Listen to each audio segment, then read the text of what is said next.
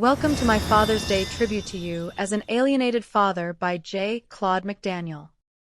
Please share this message with others that are abused by being alienated from their loved ones on this your special day. One of the most frustrating realities of parental alienation and narcissistic abuse is that many of the most damaging accusations are made in secret. You, the target, often had no idea those conversations are taking place. There is no opportunity to clarify, explain, or defend yourself. The allegations spread quietly through family networks, schools, churches, workplaces, and social circles until they become accepted as truth. These outlets for the narcissist are all to be considered as victims. However, the victims are not without fault. Although somewhat gullible, they are very much just as guilty of the damages that were caused to you. Never allow these people direct access again. Be respectful, knowing that they are just as guilty as the gossip that they willingly received. Attacks originate in many forms and are at most times reflections of the narcissist's own sins. Who knows the details of faults more than a person who has experience in committing those same indiscretions? Some of the most common subjects manipulated by narcissistic alienators include character and reputation attacks. The following traits mostly require that the accuser believe in the accusation 100% and that they take on the role as sole affected victim. False accusations could be of racism, bigotry, sexism, or prejudice. Claims that the target is emotionally unstable. Portraying the target as selfish, uncaring, or narcissistic.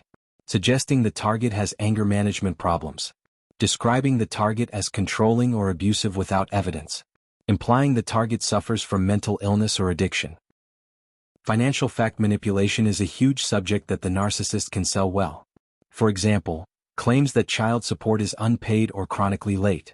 Allegations that the target refuses to financially support the children.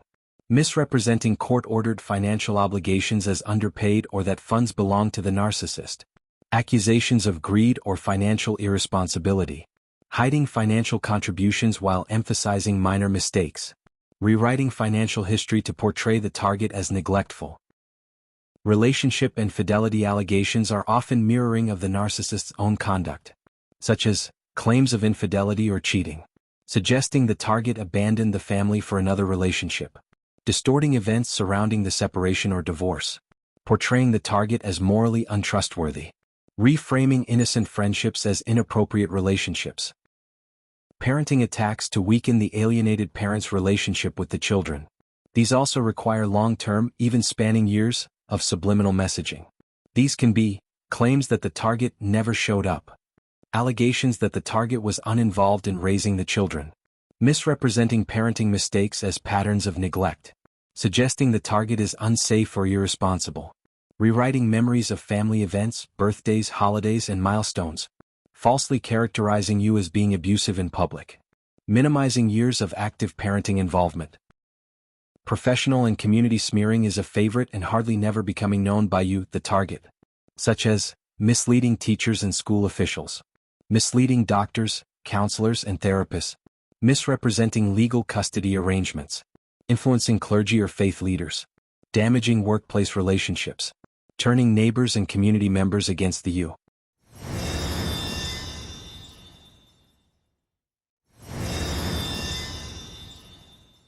Family relationship manipulation.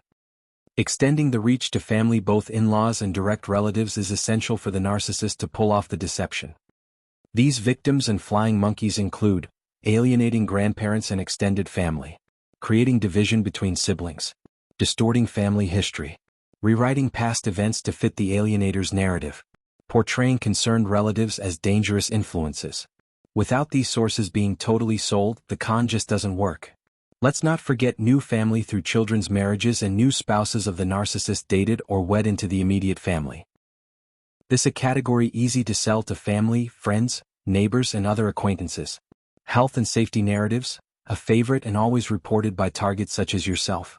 These falsehoods include false allegations of emotional abuse, false allegations of verbal abuse, false allegations of physical abuse, exaggerating minor parenting mistakes into safety concerns, portraying normal discipline as harmful behavior, suggesting the target places the children at risk. All of these are usually swallowed hook, line, and sinker and never related to you, the targeted parent. Here are some of my personal favorites and also often mirrored characterizations of the narcissist themselves. social and moral narratives. These include claiming the target is irresponsible, portraying the target as immature, suggesting the target lacks empathy, accusing the target of abandoning family responsibilities, framing the target as the source of all family conflict, accusing you as being a stalker or of other questionable character unbecoming a parent.